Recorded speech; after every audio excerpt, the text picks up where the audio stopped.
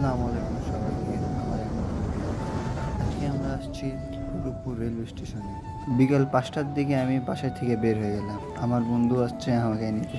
আমার বন্ধু বলল চল ঘুরে আসি আজকে বাইরে দিয়ে। তো আমিও বাসায় ছিলাম, বললাম চল ঘুরে আসি। আমাকে কি ক্যামেরায় দেখা যাচ্ছে? কেমন আছেন সবাই? আশা করি সবাই ভালো আছে। Welcome back to my new video. আমরা আজকে যাব রূপপুরে। রূপপুর আসলে একটা সুন্দর জায়গা, খুবই সুন্দর।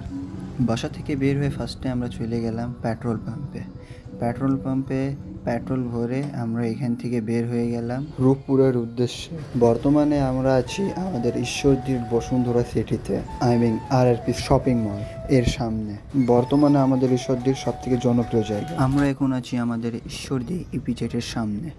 এটা হচ্ছে বাংলাদেশ রেলওয়ে পাকশি বিভাগ এর কার্যালয়। আমরা এর ভিতর দিয়ে যাব রূপপুর রেলওয়ে স্টেশনে।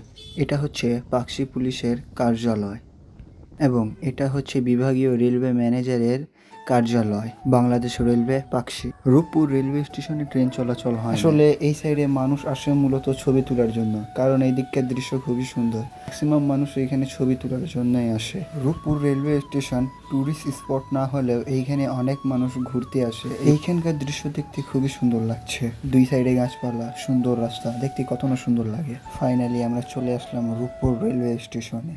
এইখানকার দৃশ্য দেখতে খুবই সুন্দর লাগছে। আমি আগে বলছিলাম যে রূপপুর রেলওয়ে স্টেশন বন্ধ থাকে, এখানে ট্রেন চলাচল হয় না, খালি কয়েকটা এখানে মালগাড়ি দাঁড় করায় রাখা আছে। রূপপুর স্টেশন বন্ধ থাকলেও এইখানে অনেক মানুষ ঘুরতে আসে এই জায়গায়।